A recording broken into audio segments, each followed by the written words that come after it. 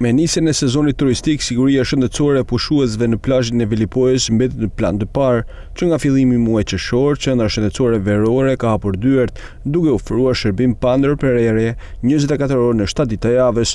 Për stafin mjekësor, puna tashmë ka hyrë në ritëm, ndonse fluksi i madh pritet në vijim.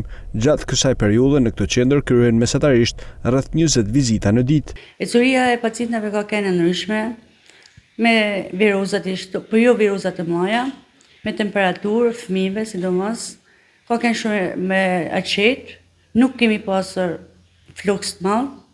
Janë 20 vizita në ditë, qysh me 1 qershor deri tani që po flasim, sepse nuk ka ne virozë, ne vetëm gjanat e detit, a kupton që helmimet e gjanat. Problemet kardiake janë edhe rastet më të rënda që janë shfaqur gjatë këtij sezoni veror, ku në muajin qershor 2 persona humbin jetën si pasojë e arrestit kardiak. Rastet më të veçanta kena pas një infrakt që e kena në Shkodër, pra 2 ditë ka një mytën që ka ekipi e qenës e ka transportuar në Shkodër. Këto rastet janë më tepër rastet kronike që nullin, det infrakte ose në banesa. Muajin qershor për shembull kena pas 2-3 raste në banesa, i kemi gjetë arrest në banesë. Me raste me vdekje muajin qershor kemi pas 2 raste.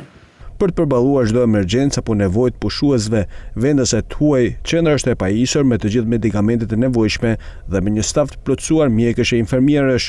Me medikamente deri te që flasim jemi të gjitha, me tetanoza, me defibrilator, me antivibër, mjetet e aparaturat janë të gjitha.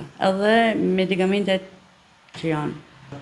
Jena 2 komplete stafit, në momentin që jena qendra koordinimit, është 27-ta, njofton se thirrje që i merr nga populli, nga qytetarët, na ekipi tjetër niset tek pacienti. Në momentin që kena transportim për në Shkodër, lajmërojmë edhe mjek e Shkodrës që na përgjigjen në çdo sekond, si në ditën dhe ashtu në natën. 24 orë na përgjigjen dhe mjekët e Shkodrës.